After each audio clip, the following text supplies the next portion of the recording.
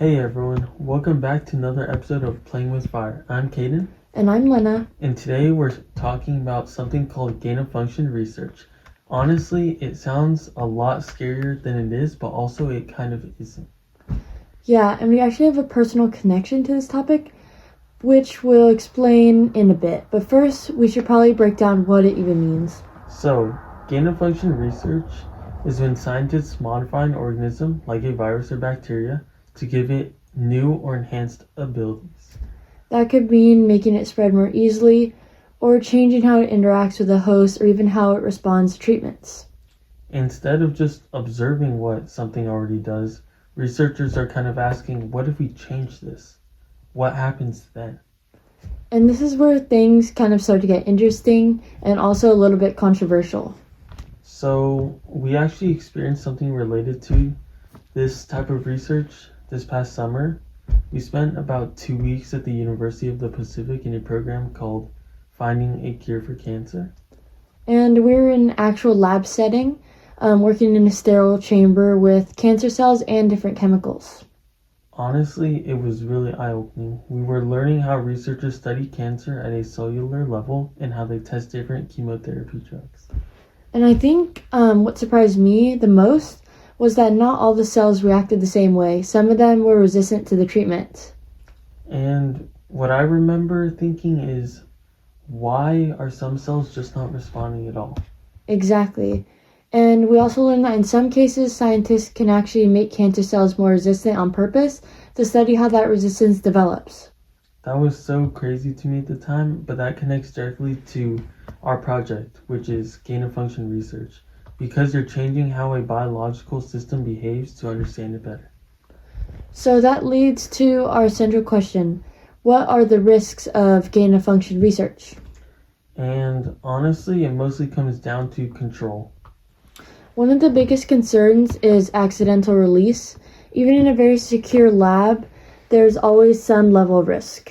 And if something is modified, especially something made more transmissible or resilient, were to escape containment, the effects could be really hard to predict. Another concern is misuse. The same tools that help scientists understand diseases could potentially be used in harmful ways. And an example of this is some people's conspiracies about how COVID-19 started. Awesome point. And there's so much debate about oversight, like who gets access to this kind of research and what safety rules need to be in place to create a safe environment. And there's also just the unpredictability of it all. Biology is really complex, and even small changes can lead to unexpected outcomes. Yeah, you can test things in a controlled lab, but you can't fully predict how something will behave. And once something exists, you can't really undo it. That uncertainty is a big reason why this field is so debated. And there are ethical concerns too, especially with animal testing, which is one of the first things that I thought of. A lot of biomedical research still relies on animals to study diseases and treatments. And while that has led to a lot of medical progress, it also raises the question about how much harm is acceptable and how animals should be treated in research. Because of that, scientists are trying to reduce animal use and refine procedures to reduce suffering. To go deeper, we interviewed Professor Ceballos, a virology professor at UC Merced. The most important question we asked him was how researchers balance innovation with ethical responsibilities in high-risk studies. And he explained that gain-of-function research should actually be more limited today because of advances in things like AI and machine learning. Overall, a lot of predictions that used to require risky experiments can now be done through computer modeling, what's called silico analysis.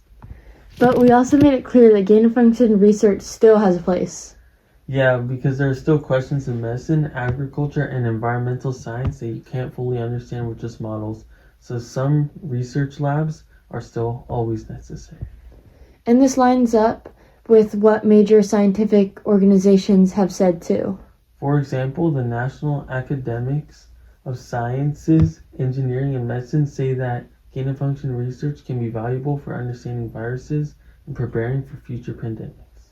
But they also emphasize that the risks are serious enough that there needs to be strong oversight and careful risk-benefit analysis before any of it is approved. So it really comes down to not just can we do this, but should we do this and under what conditions? And I think that that's really the core of the debate. Yeah, it's a balance between pushing science forward and keeping people safe.